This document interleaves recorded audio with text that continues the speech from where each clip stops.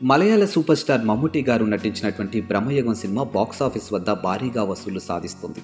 ఈ సినిమాకు రాహుల్ సదాశివన్ దర్శకత్వం వహించారు. ఇక మలయాళం భాషలో మాత్రమే రిలీజ్ అయిన ఈ సినిమాకు భారీ ఆదరణ లభిస్తుంది. ఇప్పటి వరకు ఈ మూవీకి ఏ రేంజ్ కలెక్షన్లు వచ్చాయో చూద్దాం. అండ్ బ్రహ్మయుగం సినిమా బడ్జెట్ విషయానికి వస్తే ఈ సినిమాను సుమారుగా 28 కోట్ల రూపాయలతో నిర్మించారు. ఇంకా ప్రమోషనల్ ఖర్చులతో కలిపి సుమారుగా 30 కోట్ల రూపాయలు అయిందని చెప్పారు. అయితే ఈ సినిమాను సుమారుగా ప్రపంచవ్యాప్తంగా 800 స్క్రీన్లకు పైగా ప్రదర్శిస్తూ ఉన్నారు. అండ్ మలయాళంలో భారీగా రిలీజ్ చేయగా దక్షిణాదిలోని పలు ప్రధాన నగరాల్లో మాత్రమే రిలీజ్ చేస్తారు. ఇక బ్రహ్మయుగం సినిమా తెలుగు, కన్నడ, తమిళనాడు, ఇతర రాష్ట్రాల్లో వసూళ్లు వివరాలు చూసుకున్నట్టయితే కన్నడలో 2 కోట్ల రూపాయల షేరు 4 కోట్ల గ్రాస్ కలెక్ట్ చేసింది. తెలుగు రాష్ట్రాల్లో 50 లక్షల షేరు 1 కోటి రూపాయల గ్రాస్ని, ఇక తమిళనాడులో 1.2 కోట్ల రూపాయల షేరు 2 కోట్ల గ్రాస్ వసూలు కలెక్ట్ చేసింది. ఇక బ్రహ్మయుగం సినిమా వరల్డ్ వైడ్ కలెక్షన్ల వివరాలు చూసుకున్నట్టయితే మలయాళంలో 16 కోట్లకు పైగా, దక్షిణాదిలో 5 కోట్ల గ్రాసు, ఓవర్సీస్లో 17 కోట్ల రూపాయల కలెక్షన్లు కలిపి సుమారుగా 40 కోట్ల రూపాయల మేర వసూళ్లు సాధించింది. అండ్ ఈ సినిమా త్వరలోనే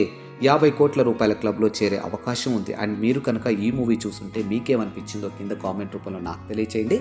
ఈసారి ఎలాగైనా సక్సెస్ను సొంతం చేసుకోవాలన్న కసితో ఈగల్ మూవీని చేశారు రవితేజ గారు. ఈ మూవీకి ఆరంభంలో డీసెంట్ టాక్ వచ్చినా కలెక్షన్లు మాత్రం ఆశించిన స్థాయిలో రావడం లేదని చెప్పాలి. అయితే ఈ వీకెండ్లో వసూళ్లు పెరిగినా మళ్లీ తగ్గాయి.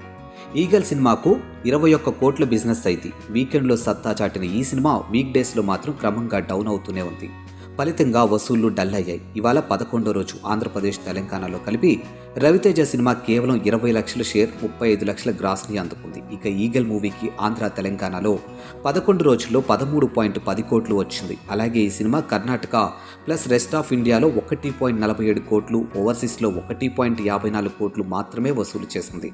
వీటితో కలుపుకుంటే 11 రోజుల్లో ఈ చిత్రానికి 16.11 కోట్ల షేర్తో పాటు 50.70 కోట్ల గ్రాసు వచ్చింది. అండ్ ఈ మూవీకి బ్రేక్ ఈవెన్ టార్గెట్ 22 కోట్లకుగా నమోదైంది. ఇక 11 రోజుల్లో రవితేజ సినిమా 16.11 కోట్లు వచ్చాయి. అంటే మరో 5.89 కోట్లు రాబడితేనే ఈ సినిమా క్లీన్ హిట్గా నిలుస్తుంది. మరి మీరు ఈ సినిమా చూసుంటే మీకెలా అనిపించిందో కింద కామెంట్ రూపంలో నాకు తెలియచేయండి. At the same time first time మన ఛానల్ ఎవరైనా చూస్తున్నట్టయితే వెంటనే సబ్స్క్రైబ్ చేసుకోండి.